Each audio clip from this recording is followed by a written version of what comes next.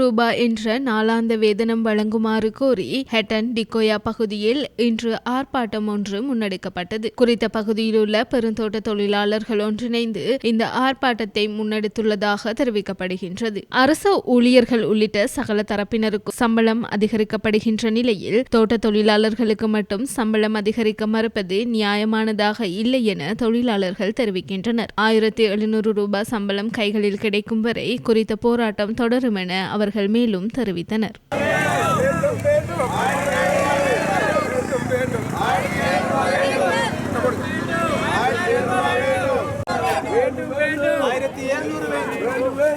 இன்றைய நாள் எங்களுடைய 1700 போராட்டம் இன்று சரியான முடிவு ஒன்றும் கிடைக்காத காரணத்தினால் எங்களுக்கு தொடர்ந்து 1700 வேண்டும் என்பதை வலியுறுத்தி இன்றைய போராட்டம் ஆரம்பிக்கப்பட்டுள்ளது. நாங்கள் தொடர்ச்சியாக கம்பெனிகளை எங்களுக்கு 1700 ரூபாய் அடிப்படை சம்பளம் வழங்குமாறு கேட்டுக்கொள்வதோடு தொடர்ந்து இந்த பேச்சுவார்த்தை இழுபறியாக உள்ளது. அதாவது எங்களுக்கு எதிராக இந்த கம்பெனிகள் நீதிமன்றத்தை நாடியுள்ளது.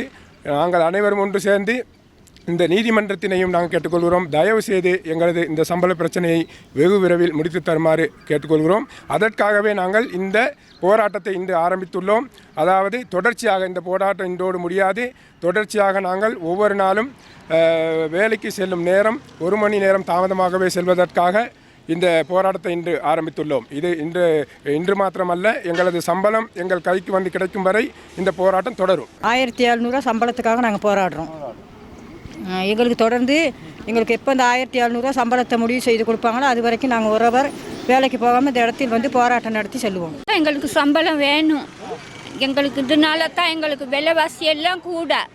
எங்களுக்கு அதனால சம்பளம் போட்டு கொடுத்தா தான் நாங்கள் சாப்பாட்டுக்கு வாங்கி சாப்பிட. நாங்கள் ஒரு நேரத்து சாப்பாடை 3 நேரம் சாப்பிட்ற நிலைமையில் விலைவாசி கூட.